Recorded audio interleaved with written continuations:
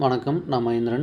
இந்த வீடியோவில் gold price ரொம்ப அதிகமாகிடுச்சு, அப்புறம் சில்வர் ப்ரைஸ் ரொம்ப அதிகமாகிடுச்சு, நிறைய பேர் வருத்தப்படுறாங்க. எப்படி இன்வெஸ்ட் பண்ணுறது, என்ன பண்ணலாம் அப்படிங்கிறதுக்கான ஒரு என்னோடய பாயிண்ட் ஆஃப் வியூ நான் உங்களுக்கு சொல்கிறேன்.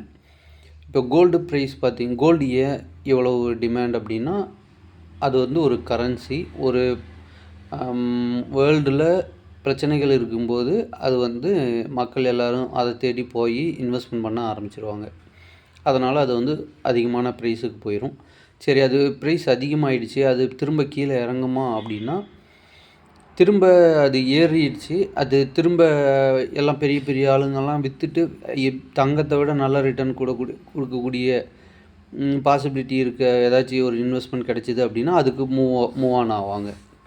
அதுக்கு எல்லா பிரச்சனைகளும் சால்வ் ஆகிட்டு ஒரு நாள் வரும். அப்போது மூவ் ஆன் ஆகுவாங்க. அப்போ வந்து ப்ரைஸ் குறையும். அப்போ ப்ரைஸ் குறையும் போது அது ரொம்ப குறையிறதுக்கு விட மாட்டாங்க. ஏன்னா ப்ரைஸ் குறைஞ்சதையுமே ரீட்டெயில் இன்வெஸ்டர்ஸ் எல்லாருமே போய் கோல்டு வாங்க ஆரம்பிச்சிருவாங்க. நகை சேர்த்துறது நம்ம இந்தியன்ஸ், அப்புறம் நிறைய பேர் எல்லா கண்ட்ரிலையுமே இருப்பாங்க, போய் வாங்க ஆரம்பிச்சிருவாங்க. அப்போ என்ன ஆகும் அப்படின்னா, அந்த ப்ரைஸ் வந்து ரொம்ப கீழே போகிறதுக்கு விட மாட்டாங்க. அப்படியே மெயின்டைன் ஆகிட்டே இருக்கும். ரொம்ப பெருசாகவும் ஏறாது, இறங்கவும் விட மாட்டாங்க. இந்த மாதிரி ரொம்ப நாளைக்கு மெயின்டைன் ஆகிறதுக்கான வாய்ப்புகள் அதிகம். சரிங்களா? அப்போது வந்து அது கரெக்ஷன் ஆயிரும். எல்லாரோட இன்கம் லெவல் இதெல்லாம் ஏறும்போது அது டைம் கரெக்ஷன் ஆகும்போது அந்த ப்ரைஸ் வந்து அப்படியே தான் இருக்கும், அந்த லெவல்லே இருக்கும். ஆனால் ஏறாமல் ரொம்ப நாளைக்கு ரிட்டர்ன் கொடுக்காமல் அப்படியே இருக்கும்.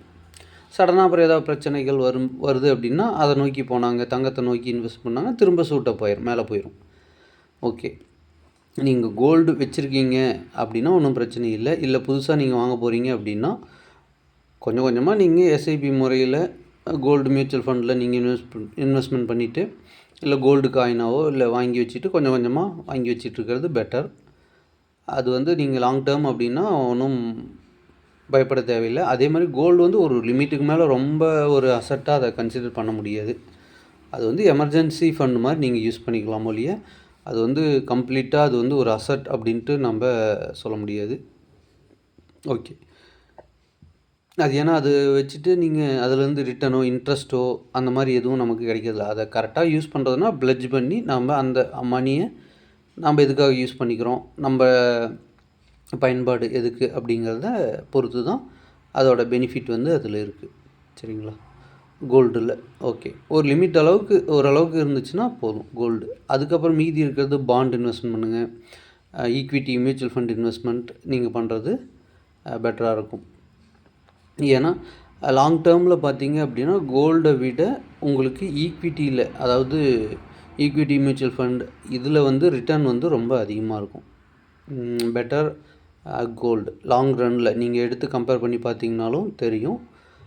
கோல்டு விட லாங் ரன்னில், ஷார்ட்டில் பார்த்தீங்கன்னா அப்போது கம்பேர் பண்ணால் கோல்டு தான் பீட் பண்ணும். லாங் ரன்னில் பார்த்தீங்க அப்படின்னா கம்பெனிங்க தான் பீட் பண்ணிடுவாங்க. அதுலேருந்து உங்களுக்கு டிவிடெண்ட் இன்கம் இருக்கும். சரிங்களா? இந்த மாதிரியெல்லாம் இருக்குது. ஆனால் கோல்டில் அந்த மாதிரி இருக்காது. ஒன்லி அசட் அப்ரிஷியேஷன் ஆகிறது தான். அதனால் நீங்கள் அதை பற்றி ஒரி பண்ணிக்க தேவையில்ல. ஜஸ்ட்டு மியூச்சுவல் ஃபண்டில் ஒரு கோல்டு இடிஎஃப் இது வாங்கி வச்சுக்கோங்க, மியூச்சுவல் ஃபண்ட் ஒன்று வாங்கி வச்சுக்கோங்க. அதே மாதிரி ஹைப்ரிட் ஃபண்ட் ஒன்று, தென் இது ஈக்விட்டி ரிலேட்டடாக ஒன்று வாங்கி வச்சுக்கோங்க. மல்டி அசட்டு, ஹைப்ரிட்டு, இந்த மாதிரி உங்களுக்கு எது கன்வீனியன்ட் அப்படிங்கிறத பார்த்து நீங்கள் வாங்கி வச்சுக்கலாம். மியூச்சுவல் ஃபண்டில் இன்வெஸ்ட்மெண்ட் பண்ணணும், கோல்டு ஃபண்டு பற்றி தெரிஞ்சுக்கணும் அப்படின்னா கீழே இருக்க என்னோடய கான்டாக்ட் நம்பருக்கு கால் பண்ணுங்கள். உங்களுக்கு டீட்டெயில் வந்து நான் ப்ரொவைட் பண்ணுறேன். எப்படி மியூச்சுவல் ஃபண்டில் அக்கௌண்ட் ஓப்பன் பண்ணணும், எப்படி இன்வெஸ்ட்மெண்ட் பண்ணணும் அப்படிங்கிற கம்ப்ளீட் டீட்டெயில் நான் உங்களுக்கு ப்ரொவைட் பண்ணுறேன். நான் ஏஎம்எஃப்ஐயில் ரெஜிஸ்டர் பண்ண மியூச்சுவல் ஃபண்ட் டிஸ்ட்ரிபியூட்டர். ஸோ நீங்கள் ட்ரஸ்டபுளான பிளாட்ஃபார்மில் உங்களுக்கு நான் பண்ணி கொடுக்குறேன். ஓகேங்களா? கீழே இருக்க கான்டாக்ட் நம்பருக்கு கூப்பிடுங்க. கீழே லிங்க்கும் கொடுக்குறேன். அந்த லிங்க் மூலமாக நீங்கள் ஜஸ்ட் நேமும் உங்கள் மொபைல் நம்பரும் என்ட்ரு பண்ணிங்கன்னா எனக்கு நோட்டிஃபிகேஷன் வரும். அது மூலமாக கூட நான் உங்களுக்கு கால் பண்ணுறேன். தேங்க்யூ.